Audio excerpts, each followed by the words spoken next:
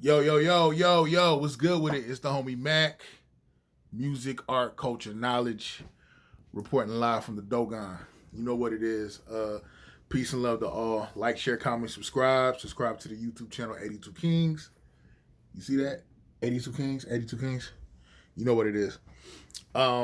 Subscribe to the YouTube channel 82 Kings. I appreciate all the love and the support. The channel is growing exponentially.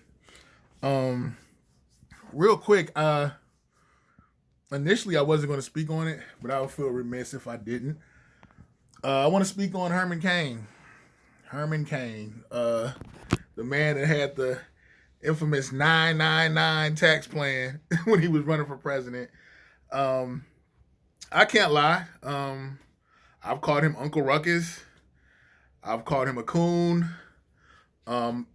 Anything derogatory that you can say about a black man not standing in solidarity with black people, I called him that. Let's see. First of all, R.I.P. Herman Cain. R.I.P. Herman Cain. Rest in peace. I've done some more research on him. I had an understanding of who he was before his demise. But I just feel like he's worth speaking on. Some may not agree. Some may say Maurice, you shucking and jiving by even doing anything in dedication to Herman Cain. Oh well, it is what it is. All things considered, Herman Cain was born in the 40s in Memphis, Tennessee, migrated to Atlanta. This man grew up in the Jim Crow South. The Jim Crow South. We know Jim Crow wasn't overruled till the Civil Rights Act of 64 and the Voting Rights Act of 65. That's when Jim Crow as we know it, at least Jim Crow by definition, there still are incarnations of Jim Crow now, but as far as in a legal sense, Jim Crow was quelled in 64, 65 with the aforesaid acts that were passed. But growing up in the Jim Crow South, dealing with direct racism, systemic racism, everything. Dealing with the Ku Klux Klan, dealing with white supremacist terrorism, dealing with Plessy vs. Ferguson, separate but equal. Things weren't separate, things weren't equal. So he grew up in a time, in a context where the resources that we had were not on par as far as education and other things, among other things. But he rose from all that.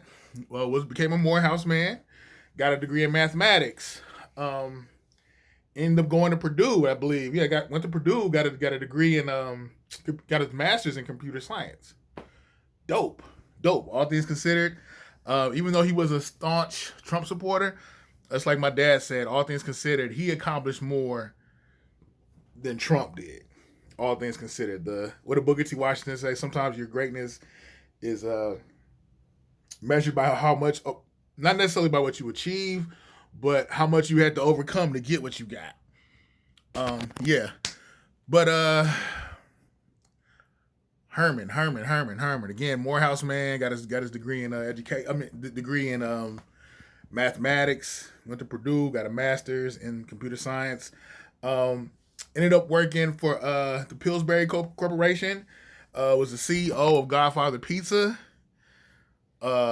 Very accomplished man in the business world. Did a lot of things with Burger King on the corporate side. The man was about his business. He was on point. He did a lot of things. Now, I can't say that I agreed with Mr. Cain's politics. I would say I'm definitely diametrically opposed. But the more I studied his life, the more I realized, okay, that's why he became a member of the GOP. That's why he was Republican. I think he felt as though, I bought into the American dream.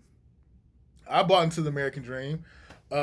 can't my other black people, why can't they buy into the American dream and realize this is the land of milk and honey? Just pull yourself up by the bootstraps.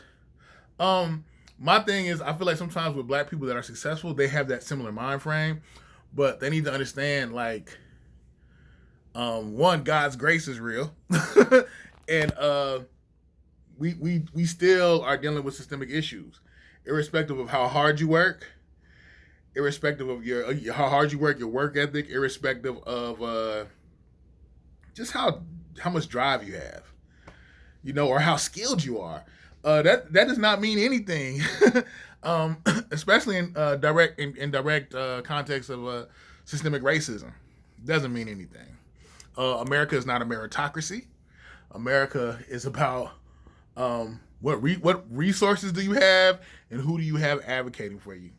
And more often than not, we saw the things with the schools at USC, Stanford, UCLA, how you had people who were accomplished, who were literally paying their kids' way, who were not academically on par to even get into those institutions, paying their way.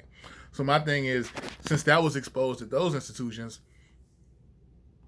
don't you know that there's other forms of nepotism that are rampant, that are rife in our communities, in our country?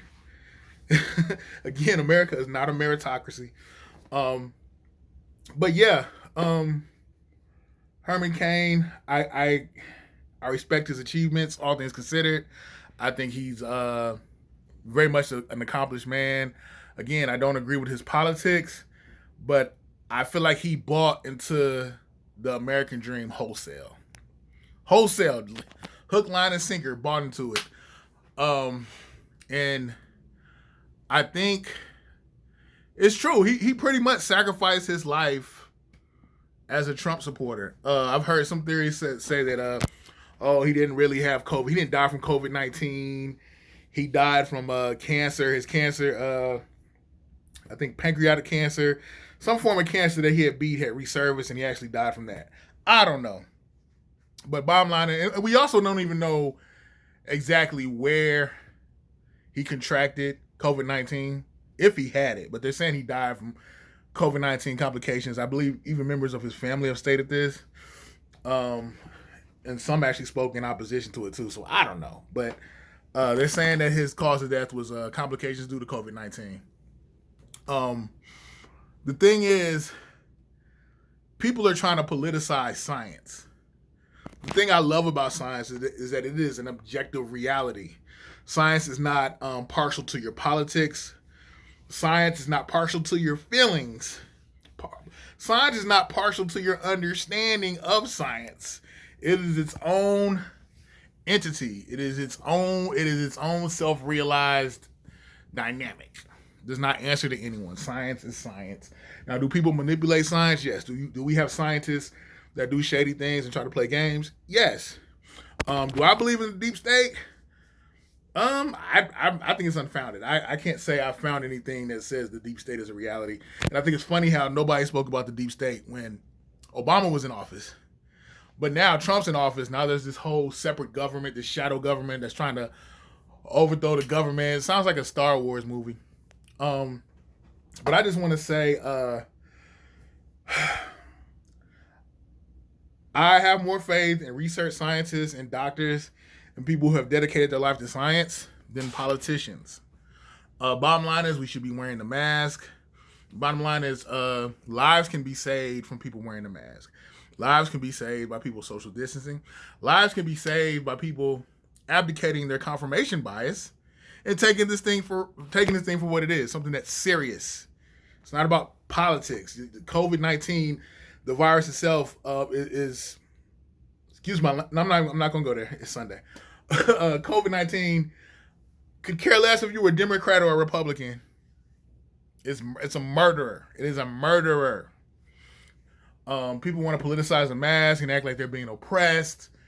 And my thing is, I think the American public is spoiled and we're brats. A lot of us are brats. My thing is, wear the mask. Don't politicize the mask. I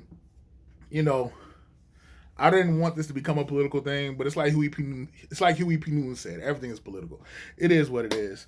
Let me know how you feel about this. R.I.P. Herman Cain. Oh, I got to speak on one other thing. Bill Clinton, you're an asshole. Excuse me, God. I'm sorry. I know it's Sunday.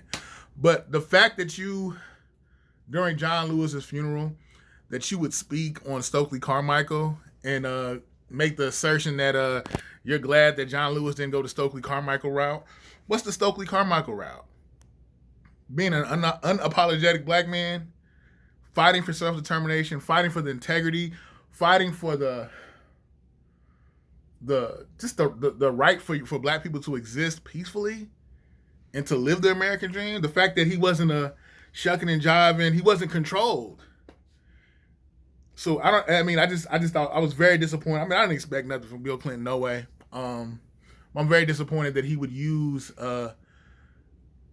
Stokely Carmichael or Kwame Ture as a example of like what not to be. I'm glad John Lewis didn't go the Stokely Carmichael route. Like that's nonsense. That's nonsense.